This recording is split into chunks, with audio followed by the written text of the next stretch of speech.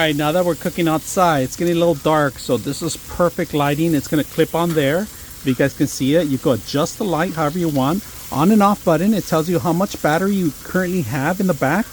Like I said, different modes too. Power on and off. And look at it, has a sensor, so it's going to turn off to save some power.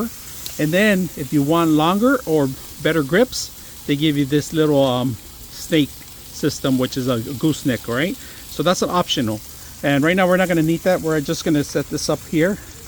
And it's getting a little dark right now, but this is perfect for that. Then adjust the lights however you want. If you guys can see, there's my light here.